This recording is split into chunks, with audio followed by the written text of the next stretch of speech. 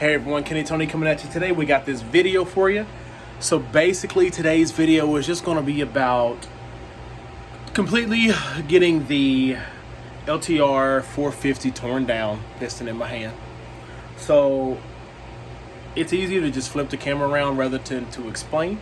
So I'm going to flip the camera around. If you all can give me 5, maybe 10 minutes, and we'll talk about what we've got going on here. And you'll see the mess that I have, but it's no big deal to me. All right, so here we are with the LTR 450. And yes, it is naked. So as you'll see, the frame needs a good bit of work. We didn't take care of this thing for sure, but that's not going to change anything for us. We're going to get this all done. So we've gotten pretty much everything out. Nothing looks broken or messed up or twisted. Nothing looks like it needs to be re-welded or anything. Just basically a lot of surface rust that we're going to hit with the soda blaster and sand blaster. We're going to clear all that rust off there. And then we are going to repaint this with some blue paint. And I'm going to show you the paint that we have. So you see the A-arms are sitting up there. But the blue paint I ordered from online, it is Toyota manufacturer, Indigo ink.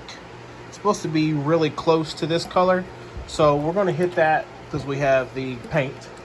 We also have a 2-part clear coat that we're going to be using. That's going to get the frame nice and blue and nice and new looking. We're also going to do the same thing to these front A-arms. So what I found is that on the lower parts of the shocks, we're going to replace the bushings, or the, what are they called? The bearings that are down there. One of the bearings on these are shot. So it's this one here. We're going to replace those bearings. We're going to also get the A-arms repainted to match the frame. All the bearings in there are good. We're just going to re-grease all of them. It actually should be a different kind of work, because typically I would take the A-arms out and I would put them in the oven and sandblast them, but I don't have to take any of these bearings and things out, which is a good thing. So we're going to get all that painted. We're going to re-powder coat the steering stem black, clean up all the hardware before we put it back on the front. We're going to need to get a new headlight, because the headlight that was there had that big old thing there. We also took off the, I guess it's like this idle adjustment thing that they have in there. Changed the idle, but I'm going to plug this up with, and get it out. I'm just going to fill that up with JB Weld, and I'm going to use it as the plug, just re-plug it back on there. And that's going to save me from having to buy that $20 or $25 plug. Not 100% sure if I'm going to reuse the coil pack, but if it works, I'm going to go ahead and put that back on there. Then we're going to probably keep the springs red. I'm going to re-powder coat the front ones, I'm thinking. Swing arm is going to be re-powder coated silver. Axle is going to be black, and all the hardware back on the back is going to be silver. Basically, we have everything going around through here. As you see, we already have new tires for it. We have all the parts over here in the stack. It looks like a little mess, a big mess. The bead locks are hyper bead locks, but the thing is that I'm not really going to talk much about this in these videos, but these ones are going to be kept, and I'm going to put them on the other 450 right here. This is the one that I might keep. So these wheels are going to go on there. I'm going to soda blast them or sandblast those, get those back, re-powder coat those, and put these tires on that quad. So this one is going to be built more for a 474. Debating on whether or not I want to put a stroker in it to make it a big bore and keep it. But like I said, it depends on the amount of money that I'm going to have in these total, and if I decide I want to keep one for myself. But over here we have the motor. I just wanted to take the top end off to take a look, basically to measure it to see size piston I have in there. So stock bore is 95 You're gonna measure it across right there. And as you look, not at this number, but if I can get the right there, it's at 95. My batteries are dead, not working right, so we're right at 95, and right here is at 100.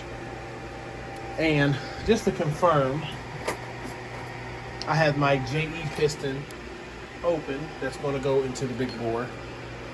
So it is slightly larger and will not fit into here. So we're just putting that back into the box with the rings and everything.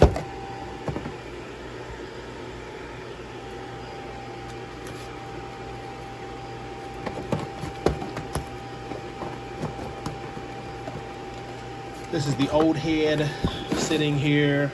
We're not really worried about. That's the top end to the other quad. I have so much going on with these two quads, but this is one of the things that I wanted to show. I took these abrasive wheels, and people have done it online, and cleaned up around this motor real good. I'm not really stressed over here, but rest of it looks really clean.